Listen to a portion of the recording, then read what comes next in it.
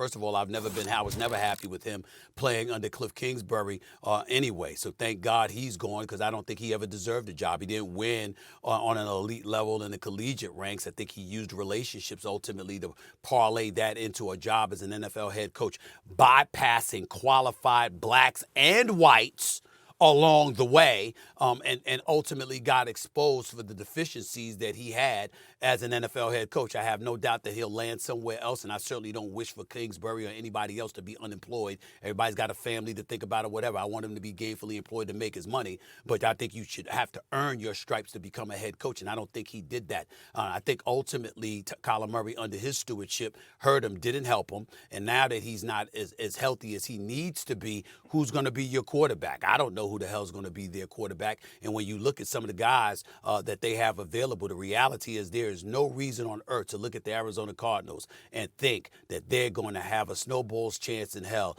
of being a respectable football team. It disrespects the players that's on that team that's trying to actually go out there and play at a high level, even if they're playing for individual success and to try to find their way out of there. Earlier this year in the offseason, Buda Baker wanted to get out of Arizona, who's I would argue, their best defensive player on their entire roster. Isaiah Simmons just traded to the New York Giants. This team has made moves, trades during the draft, during the season to show that, look, we positioning ourselves. I'm not going to say tanking anymore. The new word is positioning. We're positioning ourselves, to your point, I think, to be in the Caleb Williams sweepstakes, the quarterback from University of South Carolina, who is phenomenal, by the way, who is going to change the franchise. But also, this ain't just about Kyler Murray on the PUP list. This has been happening in Arizona. They have acknowledged the era of their ways. Kime, the general manager, is gone. You talked about Cliff Kingsbury being gone. And after watching Cliff Kingsbury on the Johnny Manziel documentary on Netflix, I see why they had a lot of problems in Arizona with Kyler Murray and Kyler Murray's attitude and things going on like that. As long as he can ball, I'm going to let him do what he do. That ain't how the NFL go, boss. You got to do a little bit more to win and be good in that league. So for all of the things that has happened, they are positioning themselves to be in the Caleb Williams sweepstakes. Couple of things that before we end this particular segment, because we don't want to waste too much time talking about the damn Arizona Cardinals. They don't deserve it. Okay, let's just be clear. Let's just be clear about that. Okay, couple of things that we want to know. We want to state this for the record. The most noticeable thing that Cliff Kingsbury did in a positive way was that badass house he was shown living in. That crib. You know, that crib was fly. That crib was fly as hell. I mean, I'm still looking for that crib. I'm still looking for that crib. I'm trying to tell you right now, I might buy a house in Arizona and look like that, okay? That's number one. Number two, just to put everything in perspective for everybody that's looking at me and Swagoo and wondering, are you sure y'all not being too harsh? Let me break something down to y'all about the Arizona Cardinals right here, okay? We're talking about their current quarterback depth chart. Joshua Dobbs, rookie fifth-rounder Clayton Tune, David Blau, and Jeff Driscoll. If you haven't heard of any of those names, there's a reason why. All four quarterbacks combined are 1-18 as starters with 22 TD passes in their entire NFL career. That is what you are going into the season with in the year 2023. You ain't trying to win. You ain't trying to win. To bolster your point here, don't forget, they also have the Texans pick in this upcoming draft, too. Right. So, I mean. Caleb Williams, Williams. Exactly. That's what you say. But the question.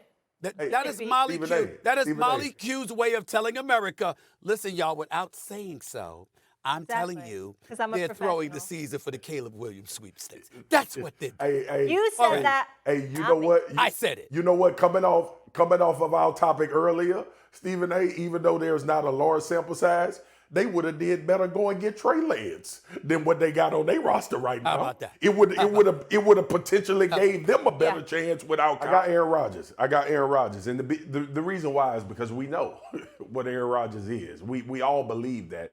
The man sitting across from me believes that as well.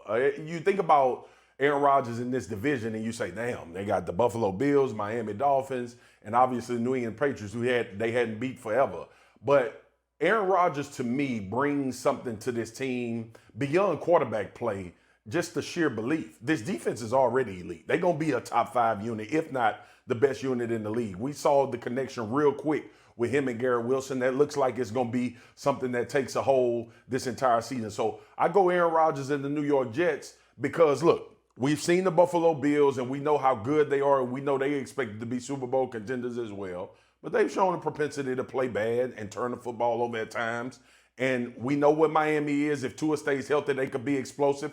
That's an if because we haven't seen Tua remain healthy for the majority of the season. And New England right now is just not there when it comes to adding Aaron Rodgers. New England has feasted on the Jets' quarterback situation, I believe. That is no longer going to be the case. So I'm going to go Aaron and the Jets.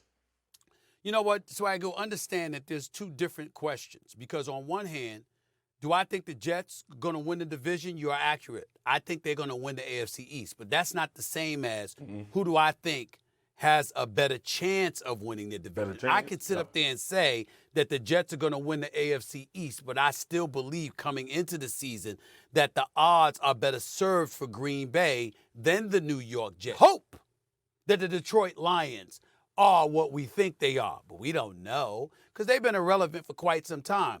Their claim to relevancy took place in the season finale last year when they beat the Green Bay Packers, even though obviously they weren't going to the playoffs. They prevented Green Bay from doing so. We saw Jared Goff, 15 touchdowns, no interceptions over the last half of the season. We get that part, okay? But we're looking at Detroit and we hope.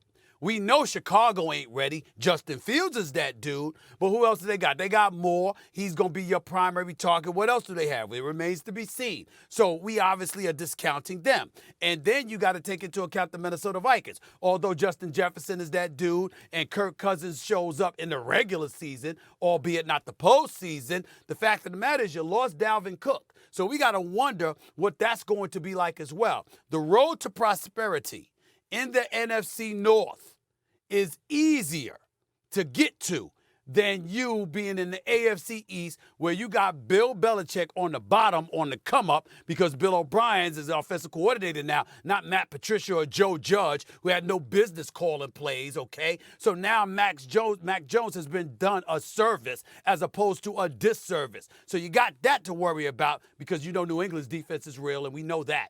And then you got Miami and you got Buffalo. So again, I think that Aaron Rodgers and the Jets could win the division, but in terms of who has an easier path to a division crown, I think it's safe to say it's Jordan Love based under those circumstances. Okay, yep, level of competition, I understand that, but I'm going to go with what I've seen and what's most likely to happen, and that's for Aaron Rodgers to play at a very high level. Stephen A., I'm going to be honest with you, I ain't never seen Jordan Love play football in real games. So I don't know if that division even matters. That's fair. Right? Like, you know what I'm saying? Like, so I understand what you're saying, the path of least resistance. And to answer the question, that is very logical to say, well, they got an easier road. But what I do know is we got a guy that's been the 2-time MVP in the last 4 years in the NFL.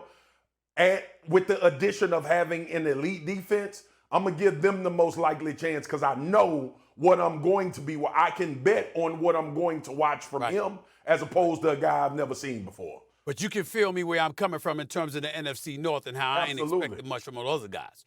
So that's what it is. Okay. Absolutely. I got Absolutely. You. No All right. I promised poll results, so let's see what America has to say. Oh, SA, today's your day, buddy. You win by a slim margin. 54% of the fans with USA. Look at those results right there. That's usually the case. I mean, how many? It's not surprising. It's not surprising. Too quick. Thanks for watching ESPN on YouTube. For live streaming sports and premium content, subscribe to ESPN Plus.